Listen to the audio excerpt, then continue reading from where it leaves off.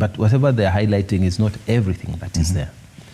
So I wanted to say that for media, they'll probably pick the difficult issues or the things that have a direct impact on society. But I wanted to encourage any person who really wants to debate this matter to read the entire bill, because what happens in budget making process is that it's a give and take.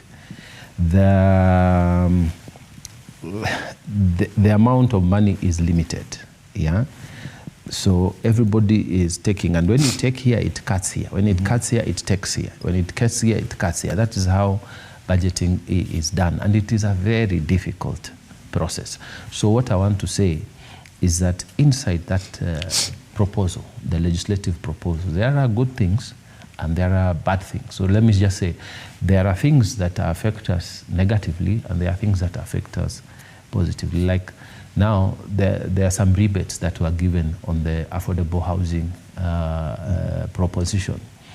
Now, according to me, we need to give time to the, yes, let's make the noise. Yes, let's talk about it. Whatever the media is doing, 100% I'm with them.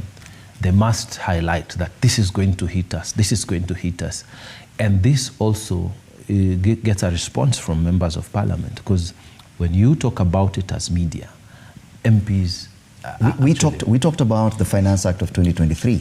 It did not get any proper attention from the members. That's a concern. I can assure you, Fred, that they actually looked at it, because I remember very much Chairman of Finance Committee bringing back proposals on that budget, if I remember, that revised some of the things that had been of concern to citizens of this republic. So I know that, you remember when Dindi was being asked by the media about the things you're highlighting now, what did he say? He also said, like I'm saying, that a legislative proposal is just that. It's a legislative proposal. Yet we've heard and we've seen one of your colleagues famously say that this will pass without removal of either a comma or a full stop. That kind of approach from members of the National Assembly or the Senate is what is worrying us. No, I don't think we should be negative about this. I think what we should do is to put the debate forward, discuss those issues, and then I wanted to say this, which is very important. And I hope Kenyans are listening to me. Kenyans listening to me there must now learn that your proposals need to be heard by your government. And if you're not happy what that government is not responding to you, you have mandate to remove those people who are not listening to you. Don't talk like you're talking now, and then 2027 you say, no, Mungatana is my tribe, so I don't care, I will vote for him. But so it is also an indictment on the Kenyan voter. And I want to say this, let us debate this, and I hope we will debate the same things when we come to the election year. And let's stay with the conduct of the Houses of Parliament, which is an honorable house. And what we are seeing from there, and I talked about the trust deficit, that Kenyans look at the House of Parliament and there are more questions than answers. You look at some of the dailies this morning, and the Star, I think, has captured it, that issue of bribery allegations against the House of Parliament. In the issue of this motion, yes, bribery claims in CS Linturi probe escalate. The senator here says Kenyans watching Parliament should be able to recall some of the leaders, including members of Parliament, who do not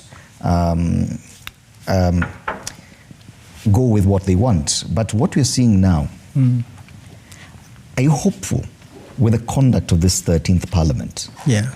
Seeing what we've seen from the Finance Act of 2023, which was really debated, and going forward to this, even given the conduct of what they've just done in the past few days?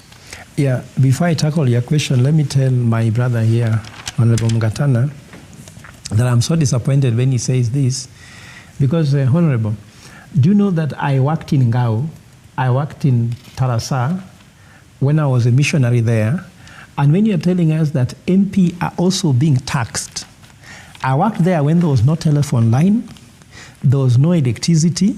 Even for someone to call, they used to come from those Orma villages with Pokomo villages to come and make a phone call from the parish, you know Tarasa Parish, Catholic Church, which is just at Tarasa town. I know it. I worked there. Even there's a clinic there. Let me tell you, so when I became a member of parliament, we brought in electricity. When I served there, so just wait. My point. I'm just educating you, because that's my village you're talking about. My point.